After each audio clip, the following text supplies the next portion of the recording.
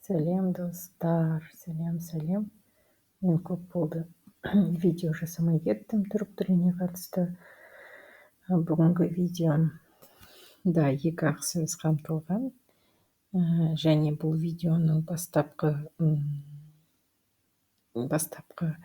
месседжі ол қазақ тілін егер көбірек неғұрлым жақсы білген сайын түрік тілін үйрену соғұрлым оңайлай түседі дегенді айтқым келеді. Себебі бұған дейінгі түсірген видеоларда мен тек дыбыстық ұқсастықтарға мән берген болатынмын, яғни пәршәмбі,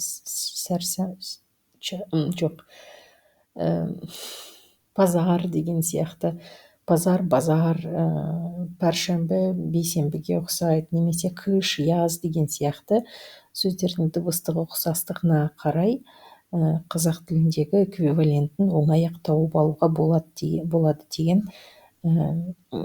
пікір айтқанмын. Негізгі месседжі сондай болған. Ал ендігі мына видеоның бастапқы айтпақ ойы, қазақ тілін тереңірек білген сайын сіз түрік тілінде тіпті дыбыстық ұқсастықтары болмай тұрса да интуитивті түрде ойланып жаңағы сөздердің мағынасын түсінуге болады дегенді айтқым келеді. Бұнда екі сөз ғана ұсынып отырмын осы видеода. Бұл ябанжы және қима деген сөз.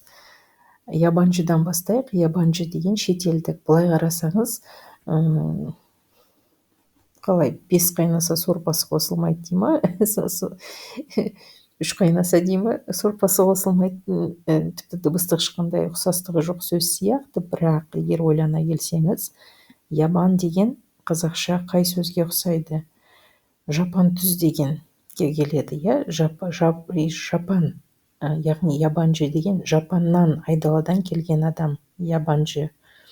Яғни қазір біз білеміз, иә, ол Бангладештен келген, ол шетелдік, кореялық деген сияқты. Ал бұрынғы заманда меніңше адамдар географиядан көп мәліметтері болмаған сияқты. Сондықтан кез келген сырттан келген адам, ол бір жапан түзден, айдаладан әйтеуір бір пайда болған адам деген ұғымда болған сияқты. Логикалық тұрғыдан түсінуге тырысып отырмын бұл сөзді. Сондықтан кез келген шетелдікті, яғни жапан түзден, айдаладан келген адам, яғни ябанжы деп атаған деп өзіме сондай ассоциация құрдым. Екінші, яғни сіз жапан деген сөзді қазақша білсеңіз, ябанжыны тез ақ ұғып аласыз, иә, интуитивтік тұрғыдан ассоциациялар құрып. Және қима деген сөз. Қима деген тартылған ет дейді, яғни тұрмыстық қолданыста біз фарш деп атай береміз, иә. Қима не тартылған етке, не фаршқа ұқсап тұрған жоқ, бірақ егер ойланатын болсақ, қима деген қиылған нәрсе, иә. Бұрын ет тартқыш болмаған ғой, сонда адамдар қолмен турап жасаған фаршты. Қима деген турау дегенге ұқсайды, яғни қима қиылған ет немесе туралған ет. Сондай кішкене ассоциацияны жұмыс істетіп, сәл ойланатын болсақ, тағы да біршама сөздерді тез үйреніп алуымызға болады түрік тілінде. Бүкіл видеом тек осы месседжге арналған. Түрік тілін егер оқып жатсаңыз, менімен бірге оқып жатсаңыз, немесе өз бетіңізше оқып жатсаңыз, сәттілік тілеймін. Келесі видеода кездескенше. Сонымен біздің қоржынымызға тағы 2 сөз қосылды. Көп прогресс емес, дегенмен ең бастысы